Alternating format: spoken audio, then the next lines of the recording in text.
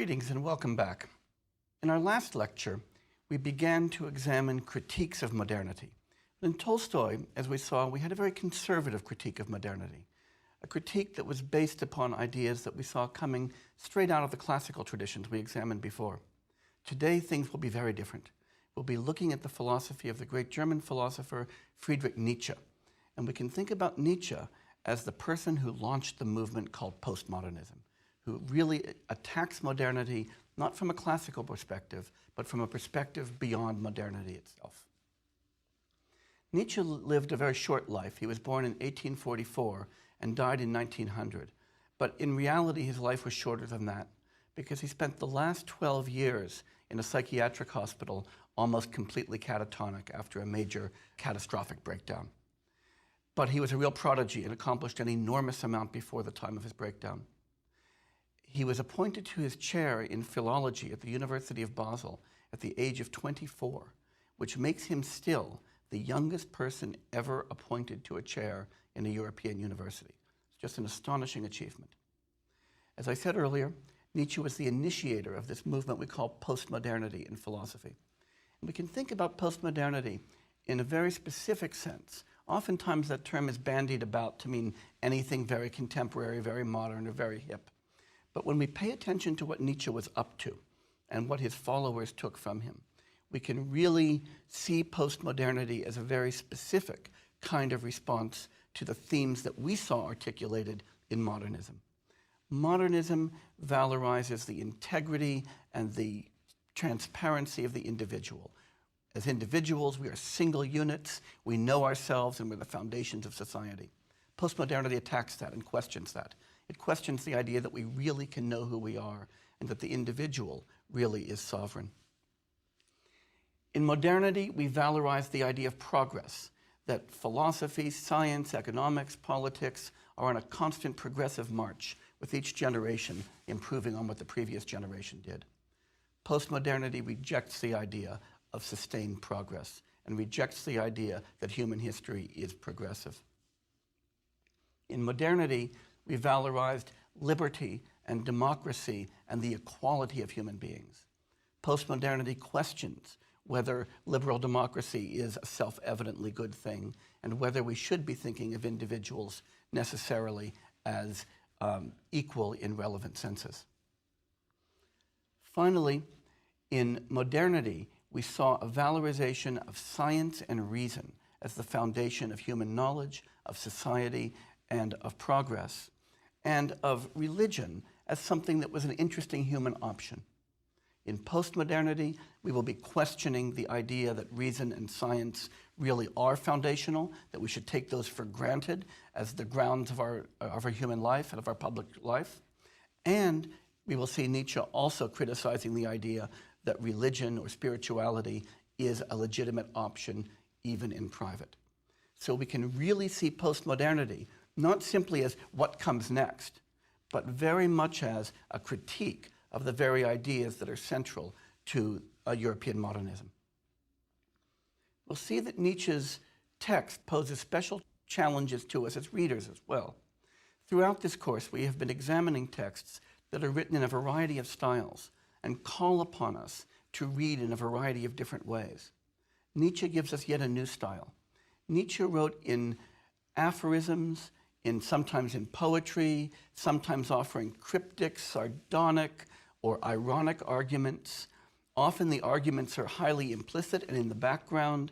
Nietzsche challenges the reader not just to understand what he said, but to think about what he's saying and to reconstruct the arguments that lie behind it. So when we read Nietzsche, we're going to have to read with a great deal of reflectiveness. Partly because of that, there are many, many interpretations abroad of Nietzsche's thought. I'll, of course, be offering one. It's the one that I like. But you should be aware that I'm reading Nietzsche in a particular way, and other scholars might read Nietzsche very differently. The particular text that we're going to address is called Twilight of the Idols, and it's the last book that Nietzsche saw into print before his descent into madness. So in one sense, we can see it as the most mature work that Nietzsche composed. But we can also see it, more importantly, as what I think of as the first clear cannon shot in the battle of postmodernity against modernity. The first place where a philosopher sets up the idols of modernity, the central theses of modernity, as the targets of philosophical attack. So once again, while in Tolstoy we saw really a pre-modern response to modernity, in Nietzsche it's going to look very, very different. Nietzsche would have seen Tolstoy as a sloppy, sentimental romantic. In Nietzsche, prepare for more bracing, robust stuff. I want to return to the title of the text. The title is Twilight of the Idols, or How to Philosophize with a Hammer. That subtitle is really important as well. When Nietzsche talks about the idols in Twilight of the Idols, what he means are philosophical ideas or principles that we simply tend to take for granted in the history of philosophy, in the history of ideas. And then, once we take them for granted, we think of philosophical reflection as having the task of just explicating and developing these ideas, and not of questioning them. So we think of philosophy as trying to understand what the individual subject is, trying to understand what moral virtue is, trying to understand the nature of God, or trying to understand how we should articulate personal liberty, rather than questioning whether these are the right concepts to operate with in the first place. For Nietzsche, the idols that he really cares about are these assumptions of modernity that we've been examining in the last few lectures. But the hammer metaphor is important as well. He calls this how to philosophize with a hammer. And when he thinks about philosophizing with a hammer, he thinks about the approach to these idols as having two steps. We've got the hammer in our hand. First, we tap the idol and discover that it's hollow. And then we reach back with the hammer and smash it. So Nietzsche is arguing that he is demonstrating the hollowness of many of the ideas we take for granted in modernity and then smashing them. What remains after all this smashing? Well, Hannah Arendt put it beautifully. Hannah Arendt was another postmodernist who was deeply influenced by Nietzsche. She said, "We bestride a landscape littered with the rubble of broken narratives." Littered with the rubble of broken narratives. So Nietzsche thinks that when you finish smashing these idols, you end up with an empty space with just the trash left behind from previous philosophical activity. But it's a space in which we're free to create and in which we are invited to novelty, creativity, and authenticity. A central theme of Nietzsche's is this idea of creativity and authenticity, that we should lead our lives as works of literature, as great novels in which we are protagonists, novels that we want to leave behind as worth living. And Nietzsche challenges us to aestheticize our lives and to lead a life worthy of consideration. So it's a real challenge to authenticity. In the present lecture, we're going to be selecting a few particular chapters and a few passages within those chapters for our focus. All of the passages in this lecture are going to be in the hammer mode. We're going to be tapping and then smashing. The reconstruction, the account, the positive account of what a life ought to look like after the destruction, we will address in the next lecture. The sections we'll be focusing on today are those called Maxims and Arrows, The Problem of Socrates, Reason in Philosophy, and How the Real World Becomes a Myth. So we're going to begin with some maxims and arrows. Nietzsche opens this section with what he calls questions of conscience. And again, that title is one that bears attention. When Nietzsche approaches us, he really asks us to pay attention to our conscience. Are we leading our lives in good faith? Are we leading lives that we could endorse, that we could recommend, and that we would regard as lives worth living? And so he really asks us to interrogate ourselves. He's focusing, that is, on the need for authenticity. That is, leading the life of which we really are the authors. Not a life that somebody else has prescribed for us. Not a life that we've sort of taken up on the template of somebody else's lives. Not even a life that we derive from a theory that we like. But a life that arises from a self-creative act where we sit down and say, this is who I want to be, and we enact it. And that's a life in which we take responsibility for the decisions that we make, that we don't make decisions and then pawn them off on somebody else. The same act can be authentic or inauthentic, Nietzsche points out. Self-deception is a really easy thing. It's easy to think that we're leading an authentic life when in fact the values that we've adopted are values we took from somebody else or values that we found from an abstract theory. And for Nietzsche, this ability that we have to take on the values of others, or the projects of others, or a sense of normalcy in society, all things, by the way, that we saw Tolstoy and Mill noting, are the greatest dangers to authenticity. If we are going to live as artists, and that our lives are going to be works of art, then we must safeguard our own creativity and not simply become derivative of those around us. So, let's now enter the text. When Nietzsche writes these maxims and arrows, at number 2, he writes, "Even the bravest of us rarely has the courage for what he really knows." Even the bravest of us rarely has the courage for what he really knows. Here we have that real call to authenticity. The idea that we often have knowledge that we can't face, that we know that we are a person of a certain kind, and we try to deny that. That we know what the right thing is to do, or the thing that we'd like to do, and it's so scary or so challenging that we tell ourselves that maybe it's rash, maybe we should do something else. But Nietzsche continues on this theme of knowledge. This is very subtle. He says, "Once and for all, there is a great deal I do not want to know. Wisdom sets bounds even to knowledge." This is a real postmodern turn. Notice that in modernity, we were really valorizing knowledge as a central human value. That's what Kant thought life was all about. That's what Mill thought life was all about.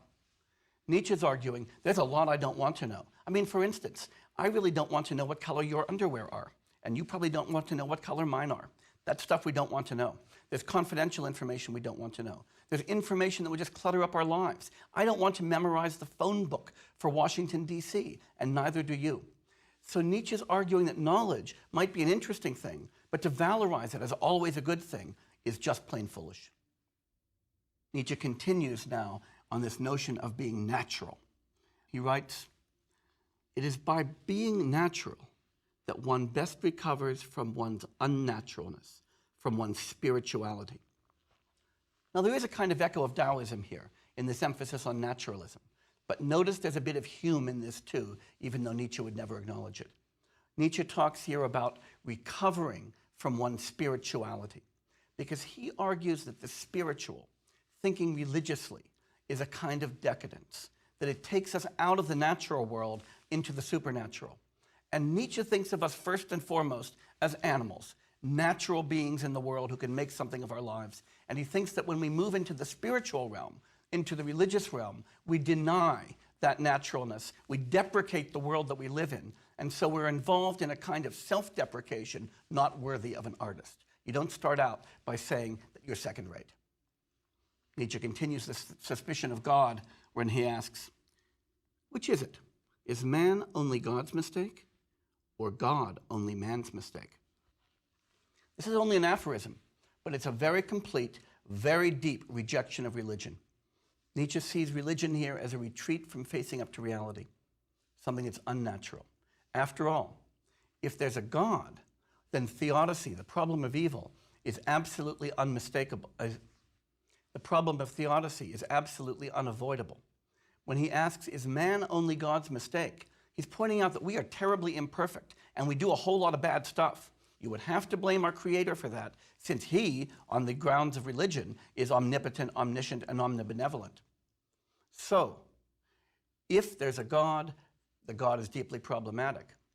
But if there isn't one, and it's just our mistake to posit a God, then backtrack on the mistake and jettison the God. Either way, Nietzsche thinks, there's no virtue in positing a God. Nietzsche now turns to thinking more directly about the meaning of life. He asks the question, if we possess our why of life, we can put up with any how. Man does not strive after happiness. Only the Englishman does that. As I said, Nietzsche is often wry, often humorous, often sardonic. But what's the point of this? That if we really have a sense of what our life is about, we can put up with anything. But most importantly is this worry about happiness. When Nietzsche says man does not strive after happiness, what he means is we don't want to think that there's one single good, one highest good as Aristotle thought, or even a highest good as Mill thought or as Kant thought. To locate one single value as what all life is about is to flatten life, to make all lives the same, and to destroy all creativity. And if there's no creativity, no freedom, no ability to create, why bother living? So if we possess our why of life, That is something that animates us, we can put up with anyhow. But if there's some single value that we take to animate everything, it makes life look just flat. Nietzsche continues this theme in the next passage where he says, I mistrust all systematizers and avoid them. The will to a system is a lack of integrity. The will to a system is a lack of integrity, even if it's a system we construct for ourselves. That is, Nietzsche thinks the real life of integrity, of authenticity, a genuine life, is a life lived creatively. If we establish a system that's going to regulate our lives, we've done just what Kant warned us against when he warned us against having a pastor to form our values for us, having a doctor to formulate our diet for us, and so on. Giving our responsibility for our lives over to someone else.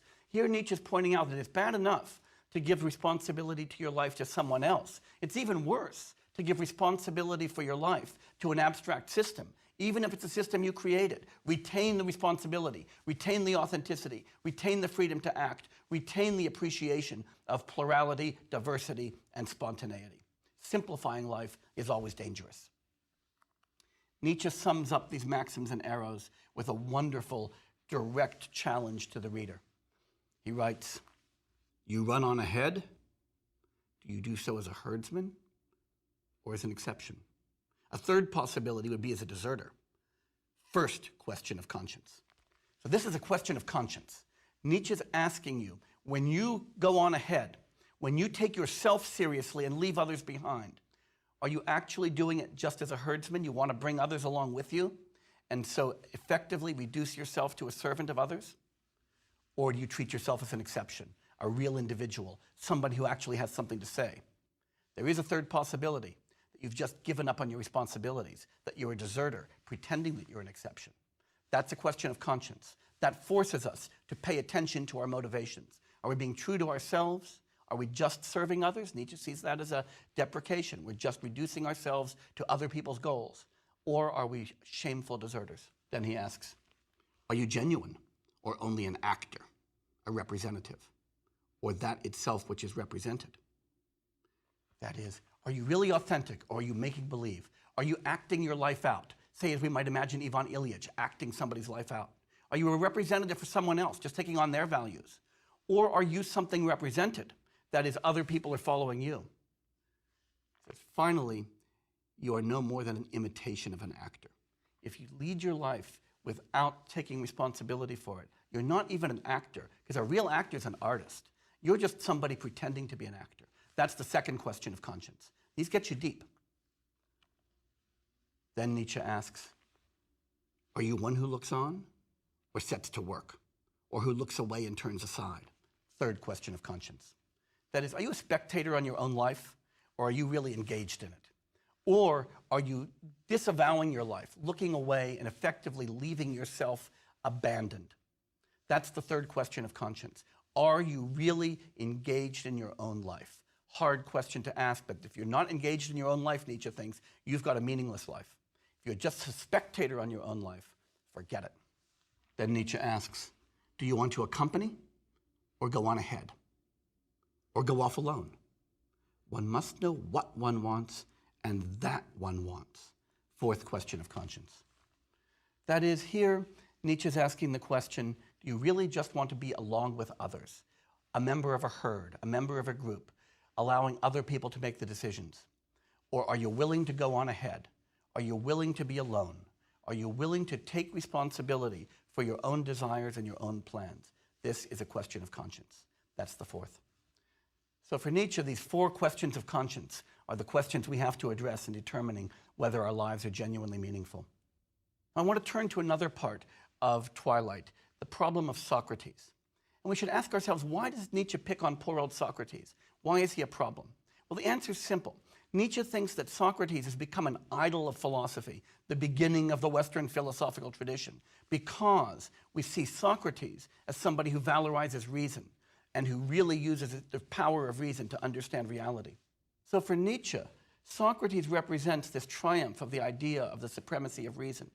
And Socrates, in the end, becomes a touchstone for modernity, because Socrates, in demonstrating this power of reason, allows modern philosophers like Hume and Kant and so forth to see what they're doing as continuous with a classical European tradition, but nonetheless as progressive because reason is taken to be progressive.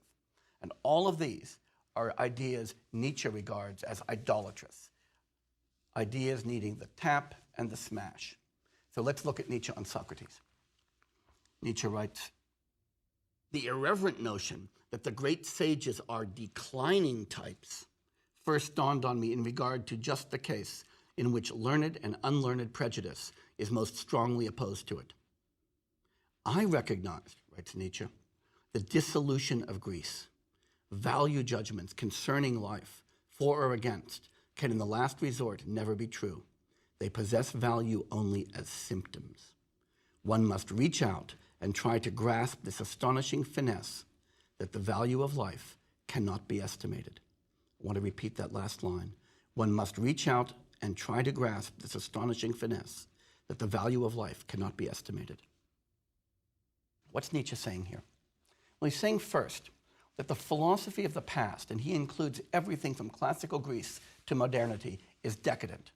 That it's a retreat from actually living life, from being creative and engaging with the world, to abstract, airy thought that means absolutely nothing, that just spins out theories, spins out models, and tries to get other people to give up their authenticity by accepting them.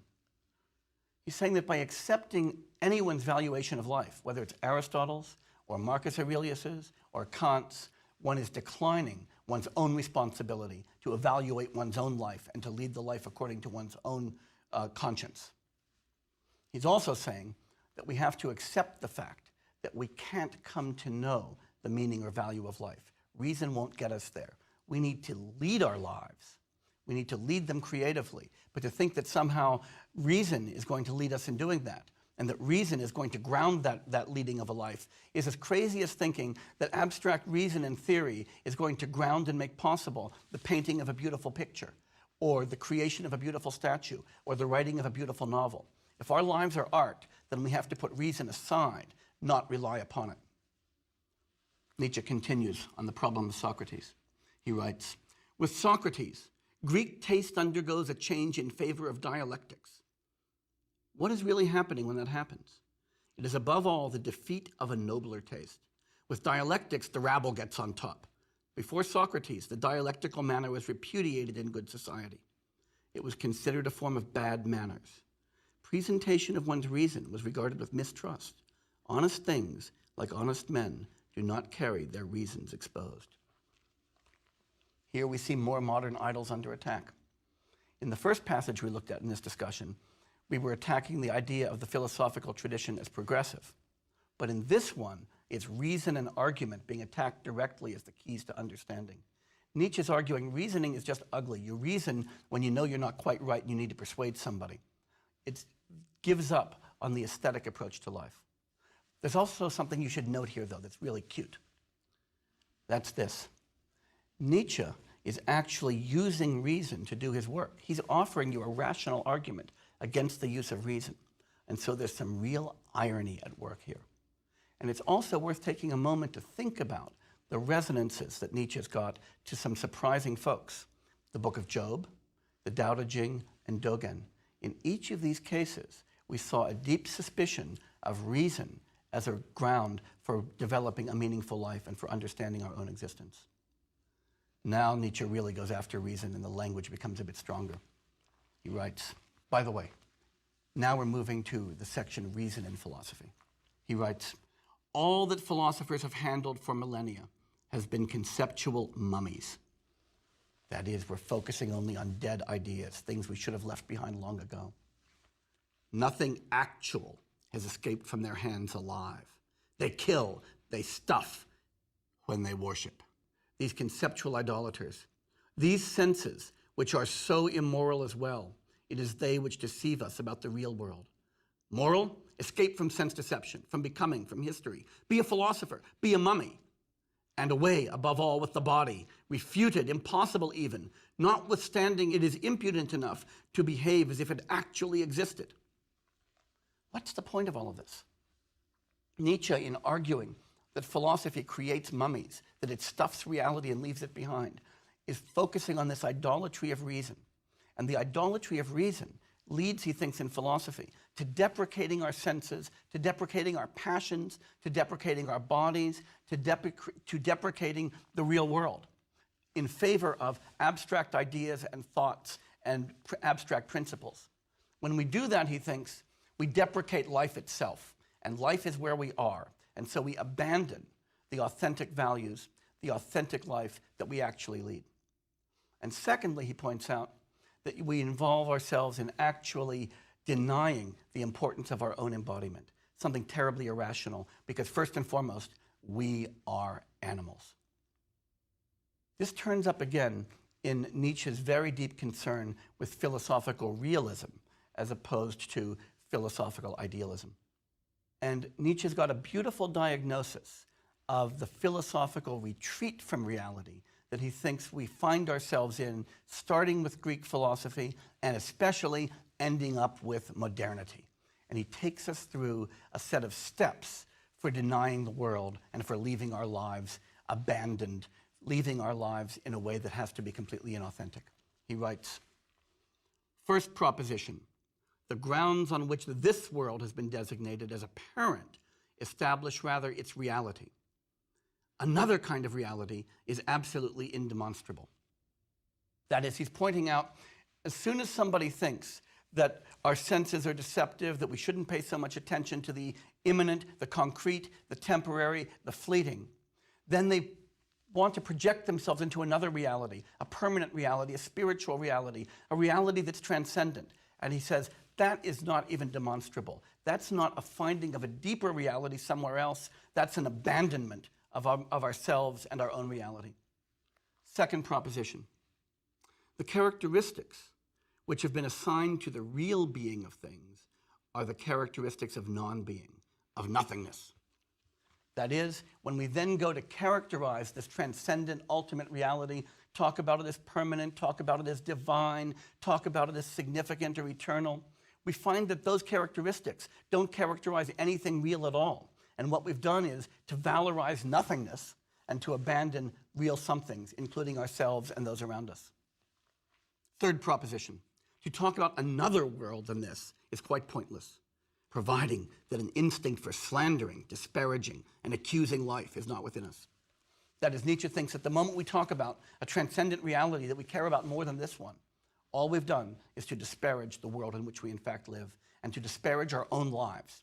That's to be inauthentic. That's to not take responsibility for who we are or for how we're living. Fourth proposition, to divide the world into a real and an apparent world, whether in the manner of Christianity, for which Nietzsche, of course, has complete loathing, or of Kant, who he loathes even more, is only a suggestion of decadence, a symptom of declining life. That the decadence consists precisely in denying the reality of the world that we live in, of failing to live authentically. So what's Nietzsche saying here? He's arguing that the desire to find some greater reality than the one we actually live in, to locate real life, real value, real significance outside of the life that we inhabit, the life that we create, and the world in which we have to function, is simply irrational. We don't have any reason to go beyond this world, any evidence of the non-existence of this world, or any evidence of the existence of a greater reality. Moreover, and more importantly, though, for Nietzsche, it's cowardly. It's life-denying and it's decadent. It's a way of not taking responsibility for who we are or for how we live. It's a way of taking the lives that we lead and treating them as second-rate trash in preference to something else. And so finally, in the end, it is inauthentic. It's self-repudiating. We leave ourselves in the lurch. In Nietzsche, then, we see an attack on any account of the meaning of life that aims at any transcendent locus. And that's many of the accounts we've seen thus far in these lectures, including ancient and modern. Nietzsche challenges us to create our own meaning, to create our own lives, their own significance, and to find that meaning and significance in the world that we in fact inhabit. In our next lecture, we're going to examine how Nietzsche sees that done, the positive side of Twilight of the Idols. I hope you'll join me for that.